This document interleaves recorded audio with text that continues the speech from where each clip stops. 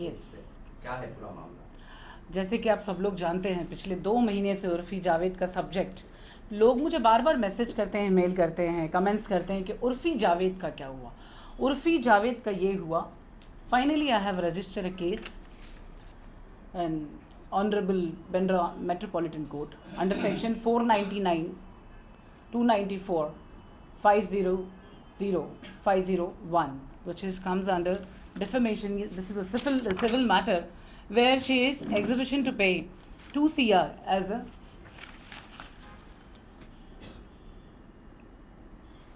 a defamation, क्योंकि इस बंदी ने जो जुर्रत की है, इसने मुझे एक नोटिस का जवाब दिया था। मैं थोड़ा सा आप लोगों के साथ में शेयर करूंगी।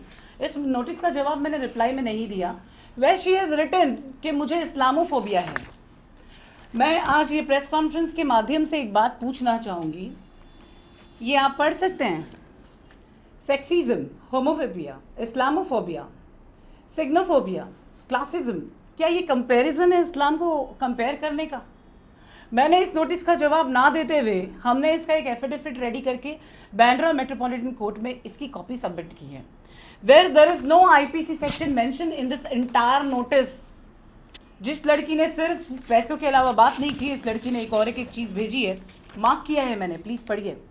उसको ऐसा लगता है कि मैंने उसकी बदनामी की, उसकी इज्जत उछाली उसके कपड़ों के बारे में बात करके, और वो मुझ पे क्लेम करती है 10 CR। उसको ये भी पता है कि 10 CR में ज़ीरो कितने आते हैं। स्कूल गई है मिस उर्फ़ी जावेद। वेल, मैंने उसको जहाँ तक स्कैन किया था उसके हिसाब का काम मैंने किया। कुछ नहीं कहूँगी अपने बारे में, बस इतना कहूँगी, आई एम अ परफेक्शनिस्ट। तो जिस तरीके से जिस इंसान को जिस चीज़ की तकलीफ सबसे ज़्यादा पहुँचती है, पैसा चाहिए, पैसा चाहिए, पैसा चाहिए, क्रिमिनल सेक्शन तो लग जाएंगे, पहले पैसे की बात हो जाए। जो तुमने किया है वो करतूत तुम भुगतो। अभी मैंने हाल ही में उसका कुछ देखा उर्फ़ी जावेद का। शी इज़ राइटिंग अप कि मुझे मुंबई में घर नहीं मिल रहा। मैं आज समाज को मीडिया के माध्यम से एक बात शेयर करना चाहूँगी। हम समाज में अगर रहना चाहते हैं तो हमें समाज के नियमों का पालन करना पड़ता है। हम अपने नियम ला के समाज पे थोप नहीं सकते हैं। आप देश के प्रधानमंत्री नहीं हैं कि आपके मन में आया आज रात को 12 बजे के बाद 1000 और 500 के नोट बंद हो जाएंगे। अभी जावेद, आप इतनी बनी नहीं हो।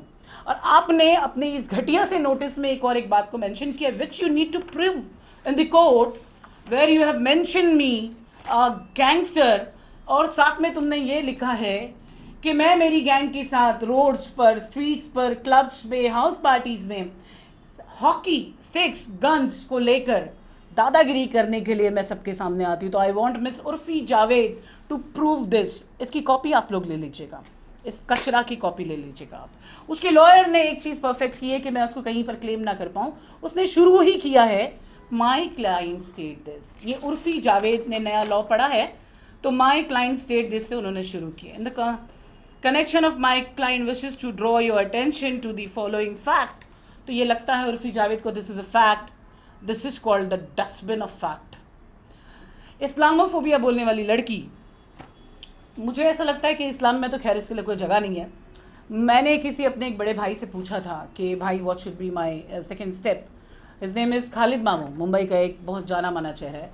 तो उन्होंने कहा sister, you know what should you do, इस लड़की को पहले आप जो तकलीफ़ पहुँचेगी वो तकलीफ़ पहले पहुँचाओ, इसके ऊपर आप डिफेमेशन फाइल करो। सेकेंड, उसके बाद में आईपीसी की सेक्शन तो फाइल होना ही है। ऐसा नहीं कि कोई क्राइम कर लेगा और बच जाएगा। आप इतना कुछ बुरा बोलोगे उसका रिवर्ट मिलेगा। फिर मैंने देखा कि भाजपा की नेता चित्रा वाघ ने इसके खिलाफ कंप्लेंट फाइल की, तो किसी को तो लगा कि मैंने सही आवाज़ उठाई। The things has been followed behind it. ठीक है, इसको पॉलिटिकल मुद्दा बनाने की कोई ज़रूरत नहीं। एक लड़की जिसको कमाने के लिए जो बेहतर तरीका लगता है उसने वो अपनाया। हम समाज में काम करने वाले, समाज के सोशल वर्कर, हम समाज के ठेकेदार नहीं कहते खुद को, हम समाज के सेवक हैं। हमारा काम है समाज की गंदगी साफ करना, जो गंदे काम हो रहे हैं उनको रोकना। मैं गिनती नहीं बता सकती हूँ कि मैंने कितने बार डांसर्स को, प्रोस्टिट्यूशन का काम करने वाली औरतों को उस फील्ड से निकाल के अच्छी फील्ड में डाला है, उनको कमाना सिखाया है। That's my provision of work. और अगर कोई लड़की मुझे गून बोलती है या गैंगस्टर बोलती है तो she needs to prove that. Well guys, अब उर्फी के खिलाफ लीगल प्रोसीजर में आगे क्या होगा? जैसा आप लोग जानते होंगे, नवंबर से हमने ये जंग शुरू की थी।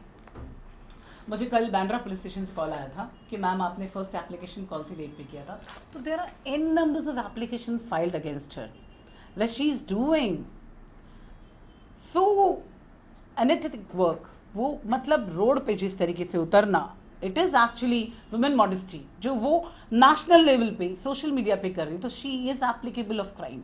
She is actually showing nudity.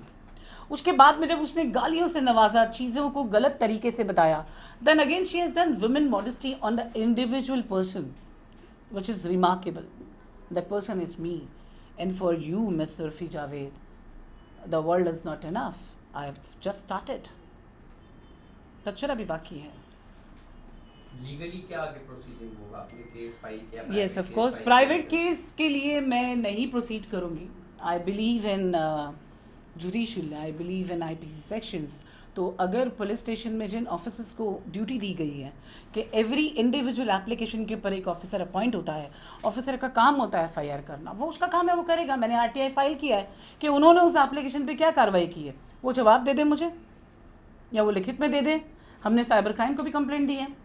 अब जहाँ तक मैं कुछ अच्छे लोगों के बारे में बताऊँ तो उर्फी जावेद का ट्विटर अकाउंट भी शायद बैंड हुआ है। क्यों? क्योंकि चीज़ें जो न्यूडिटी कहीं दिखती है which is against to the any social media platform, it can be, it actually called a soft nudity. जो वो पॉर्न दिखा रही है, that's actually called soft nudity. Wearing nothing on body, चांदी का वर्क जैसी चीज़ इस्तेमाल करना। कल किसी ने मुझे कुछ भेजा which is only horns, and you know उसने मुझे एक लाइन कैप्शनाइज करके भेजी है जहाँ पर उसने ये बताया है। अब मैं ऐसी चीज़ों को बताऊंगी तो वो कहती है कि मैं अभी तक मुस्लिम्स को प्रोवोक कर रही थी कि वो उसके ऊपर ध्यान दें।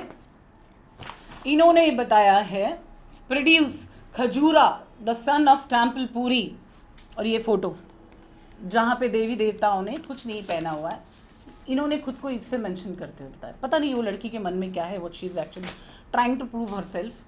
Late the court decide, I leave it on court.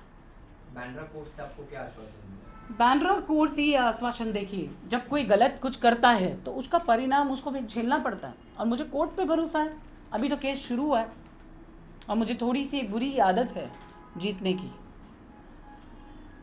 की थोड़ी सी बुरी सी आदत है, तो बाकी ऊपर वाला है साथ में। वेल गाइस, मैं आगे बढ़ती हूँ। आज का ये प्रेस कॉन्फ्रेंस मैंने उर्फी जावेद के लिए नहीं रखा था। Let me be very honest, okay. Let me proceed with my very important subject. अभी ये दूसरा, अभी आपने हाई प्रोफाइल मर्डर केस का खुलासा करने वाले क्या कहना चाहेंगे? देखिए, मेरे साथ में इस तरफ बैठी हैं रुकैया की 15 साल की बच्ची, उसकी मौत हुई है। रुकैया, बताएंगे आपकी बेटी की मौत कैसे हुई है? आपको आज मैंने मीडिया के सामने बिठाया है, आप लोगों ने अनशन किया, मतलब क्या आपने प्रोटेस्ट किया था आगरीपाड़ा पुलिस स्टेशन के बाहर। आपकी बेटी की मौत पर कोई एफआईआर नहीं की गई, तो क्या हुआ वहाँ पर?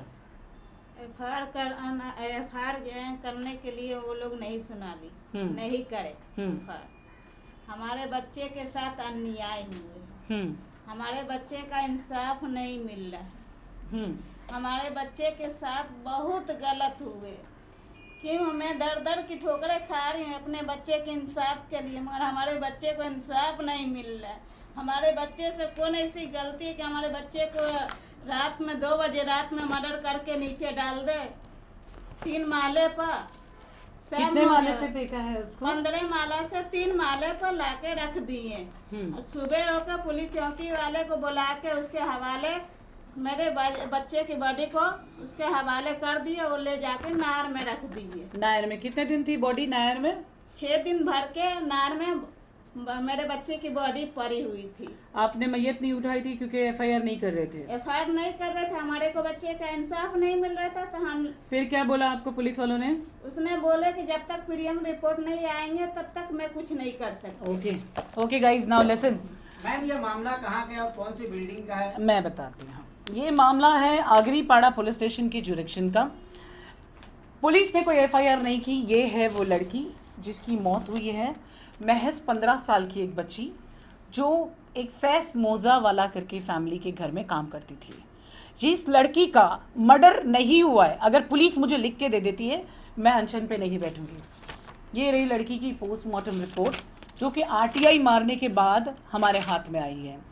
क्या आप पढ़ सकते हैं कि यहाँ पे लिखा है curdy white secretion seen at vaginal orifice, purging present. एक 15 साल की नाबालिग लड़की की बॉडी पे सीमेंस पाए गए, ये पोस्टमार्टम की रिपोर्ट कहती है। पुलिस ने एफआईआर नहीं किया। ये बिहार को बिलोंग करते हैं, ये लोग लेबर लोग हैं, घर के कपड़े बर्तन धो के ये लोग अपना गुजर बसर करते हैं। इनके जितने कम्युनिटी के लोग थे वो लोग वहाँ पे एकत्र हुए और लोगों ने पुलिस स्टेशन के बाद धरना दिया कि केस लीजिए। हमारे काबिल ऑफिसर्स ने क्या किया आगरीपाड़ा जुरिक्शन के, उन्होंने पीड़ित के रिश्तेदारों को उठा के 353 का झूठा एफआईआर बना के पीड़ित की फैमिली को डाल दिया अंदर। कोई 15 दिन अंदर रहा, कोई महीना अंदर रहा, कोई 1.5 महीना अंदर रहा। क्यों इंसाफ का गला घोटा जाता है? जब कोई पावरफुल इन्फ्लुएंसर सामने आता है, जिसके पास पैसा है, तो गरीब हमेशा पिसा जाता है। ये रहा मैं इस 15 साल की बच्ची के लिए आवाज़ उठाते हुए मैंने स्टेट के सीएम, डेप्यूटी सीएम, हमारी पार्टी के लीडर श्री शरद पवार, उनसे भी निवेदन किया है कि मेरे कौम की एक लड़की मर गई है। मैं माइनॉरिटी को बिलोंग करती हूँ। हम मुसलमानों को हमारे देश में हर चीज़ के लिए बड़ा लड़ना पड़ता है। मैंने लिखित में दिया एज ए पॉलिटिशियन उन्हें कि please sir look at this matter, we need support. इस बच्ची के हक में एफआईआर करा पाऊँ, but which is not happening. इसलिए मैं मेरा अगला स्टेप बताऊंगी मैं क्या करूँगी। कहीं ना कहीं ये बेटी बचाओ बेटी पढ़ाओ का जो स्लोगन हमारे प्रधानमंत्री देते हैं, तो जी। क्या लगता है ये सिर्फ एक कौम की बात नहीं है, ये तो बेटी देश की बेटी है, ऐसा नहीं हिंदू मुस्लिम कोई नहीं है। तो इस पे आपको क्या कहना है? सर ऐसा है, बेटी पढ़ाओ और बेटी बचाओ ये नारा अच्छा लगता है सुनने में, प्रैक्टिकल करके देखो और प्रैक्टिकल करके दिखाओ। बेटियों की इज्जत लूटी जा रही है। एक 15 साल की बच्ची की बॉडी पे सीमेंट क्यों? पोस्टमार्टम की रिपोर्ट, जब पोस्टमार्टम हुआ, लड़की की मौत हुई, लड़की का एक सेकंड आपने बोला उसके चेहरे पे फाइट मारा हुआ था, आपको लग रहा उसके था? चेहरे पर फेर लगा हुआ है। हमारे बच्चे का चेहरा मुंह इधर घुमा हुआ था, पूरी दांत बाहर थी। बिल्डिंग की बात करें तो कौन सी बिल्डिंग से? Classic tower, classic tower Agripada. Classic tower. और बड़ा बड़ा बड़ा हाई प्रोफाइल केस है। मैंने सुना करोड़ों रुपए बांटे गए इस केस से बचने के लिए। अब तुम लोग बच के रहना कि सामने मैं हूँ और बड़ी ही नॉन करप्ट हूँ। अब देखते हैं, या तो तुम्हारे में इतनी ताकत है एक 15 साल की बच्ची का आप विकेट गिरा सकते हो, तो try for me. Open challenge कर रहे हैं मैं मोजा वाला फैमिलीज़ को। वो हाई प्रोफाइल फैमिली, वो हाई प्रोफाइल नूर मोहम्मदी होटल के लोग, उन लोगों का कॉपरेशन क्रिमिनल्स की तरफ, क्योंकि वो फैमिली मेम्बर्स है। 15 साल की बच्ची की लाश पड़ी रही। मैं मेरे दूसरे केस की तरफ मुड़ती हूँ। यहाँ पे एक और पीड़ित परिवार बैठा है। मैंने कहा था आज का 2 murder case which is very important for me. Suhan की नॉर्मल पिक्चर लाया, बताइए। ये सुहान 18 साल का एक बच्चा, can you see this picture properly? आप इस हैंडसम से बच्चे को देखिए, 18 साल का बच्चा ये। आपका नाम क्या है बेटा? फरहान। आप सुहान के छोटे भाई हैं। जब इनका मर्डर हुआ आप साथ में थे? कहाँ हुआ आपका भाई के साथ में इंसिडेंट? जोर से उधर देख के बोल। पंपापुर में। पंपापुर किधर है? बांद्रा ईस्ट। ओके।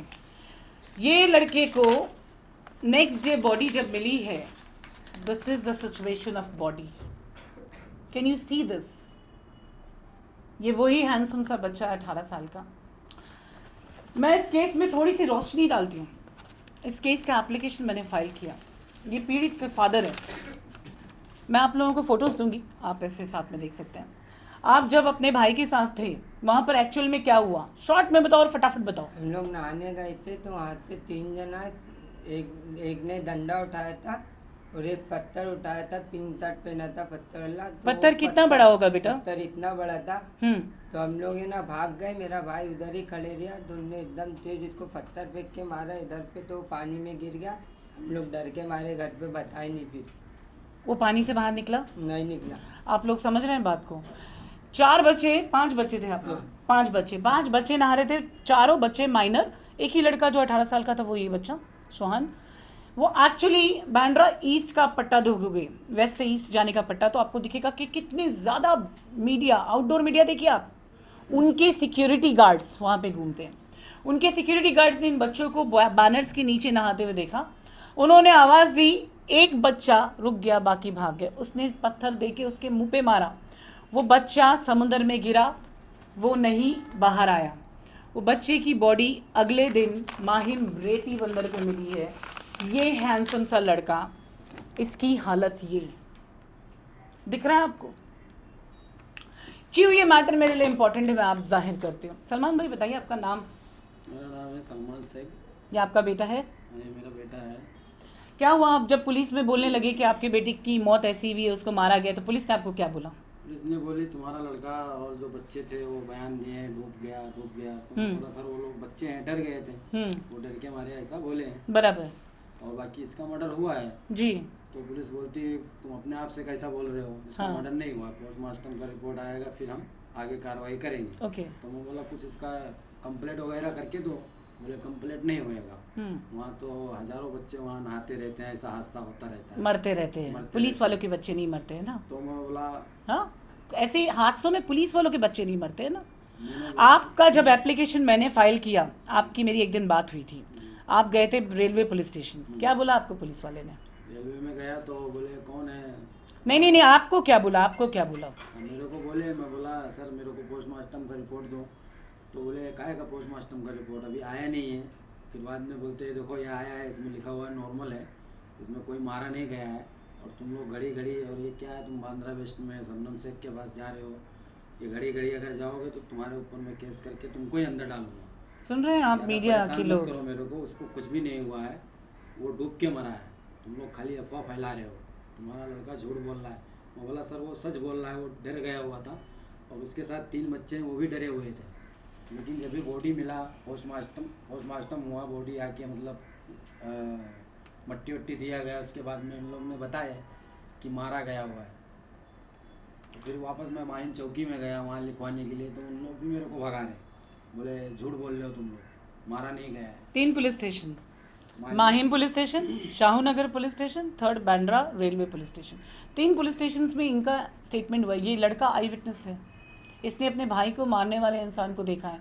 आप सभी लोग मुंबई में रहते हैं, मैं बात करती हूँ आज के ज़माने की, आज की जनरेशन की। हमारे प्रिय मोदी जी ने देश को डिजिटल कर दिया। किसी को भी ढूंढ के निकालना मेरे ख्याल से पुलिस के बाएं हाथों का खेल होता है। तो एक लड़के की मौत हो जाती है, आरोपी को निकालना कितना मुश्किल काम था। जितने भी मीडियाज़ के, आउटडोर मीडिया के बैनर्स लगे हुए हैं, होर्डिंग्स लगे हुए हैं, उनके सारे कर्मचारियों को सामने लाया जाए, इस बच्चे से शिनाख्त कराया जाए, पता चल जाएगा कि किसने मर्डर किया है। ये दोनों मर्डर केस में मुझे मुंबई पुलिस से कार्रवाई चाहिए। अगर आप कार्रवाई नहीं कर सकते हैं, आगरीपाड़ा पुलिस स्टेशन और बांद्रा रेलवे पुलिस स्टेशन आप कार्रवाई नहीं कर सकते हैं, मुझे लिखित में दे दीजिए। मुझे जो करना है वो मैं ज़रूर करूँगी, और इन दोनों बच्चों के हक़ के लिए किस हद तक लड़ना है उस हद तक मैं ज़रूर लड़ूँगी। Thank you. फ्रेंड्स, आज मैं ग्लोबल वर्ल्ड में एक इनविटेशन देना चाहती हूँ। If you guys have good projects, we have finances. सिर्फ हिंदुस्तान ही नहीं, देश के नहीं, दुनिया के कोने कोने से we have investors, we have projects. If you guys have any authentic project, NFL is associated with me. I have done a beautiful collaboration with NFL, and you can see NFL on screen. Please, Priya, go ahead. Priya. Hi guys, thank you very much Shabnam for trying to take us global. Well, I will ask Tina to explain the whole scenario to you guys to what NFL exactly does. A bit of introduction has already been given by our main person here with the Shabnam. Really nice lady, and I'm really happy to have her on my team. Thank you so much. I'm the corporate director for MENA region, which is Middle East and the African zone. We provide finance to any project depending on certain few past criteria, then definitely either go into as a loan or we finance a project as a equity partner. Currently, we have a very good investments involved with. We have tied up with PD Swiss. If you guys Google in, you will know that PD Swiss is one of the biggest. In fact, I think I am very much a native of India, and I am one of the, I'm president of one of the subsidiary companies of Liberal. So addressing you all, it's sheer pleasure, impart knowledge of what we are doing in our capacity. So from NFL, we are right there to support you in whatever project you have, big or small. So we do the due diligence, and we see that in what capacity can we fund as an investor. Thank you We so have much. our allies and associates in India, in different regions of the country.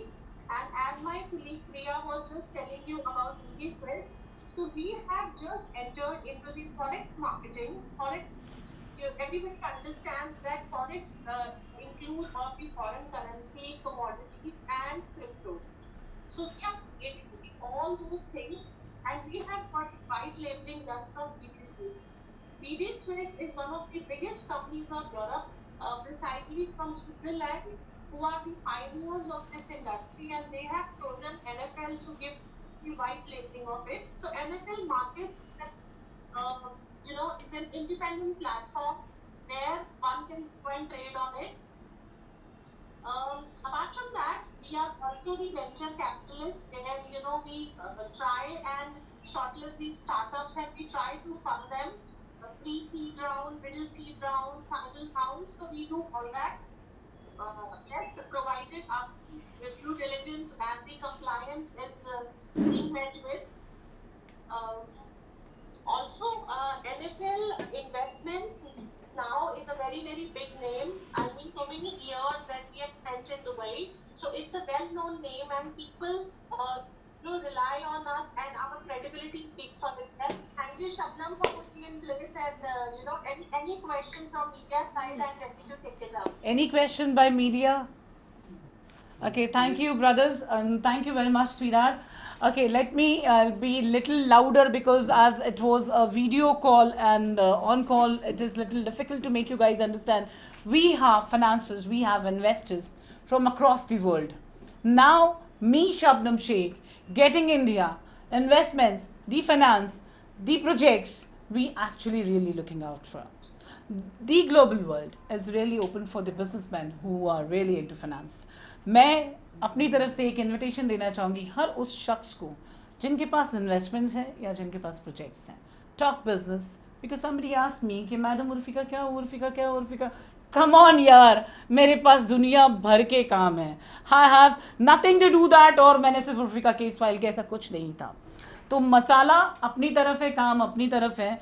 वो लड़की मेरे लिए सिर्फ एक waste थी. बस सुधर जाए, कोशिश यही है. जब हम बिजनेस की बात करें तो we have our own authentications. इसी के साथ मैं अपना आज का प्रेस कॉन्फ्रेंस ख़त्म करने से पहले एक छोटी सी चीज़ मैं दिखाना चाहती हूँ. As you guys always found me have lot of cars. So I have launched a small, very small company which is called Shabnam's Automobiles Car Stock Exchange. It's just beside Baba Hospital, Bandra, and that's actually owned by me and my adopted son Noor, Muhammad Noor. And Noor is basically expert into the cars.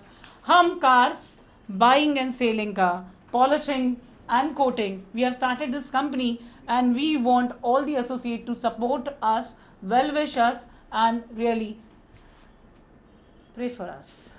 Thank you very much. सबके favourite boss. मैंने हमेशा वो काम किया जो लोगों को पसंद है. ऐसा कोई काम नहीं किया कि कहीं पे मेरी नजरें नीचे हो या कोई मुझे देख के नीचा समझे. नया वाला लॉन्च होने वाला है. ओह, थैंक यू. ये तो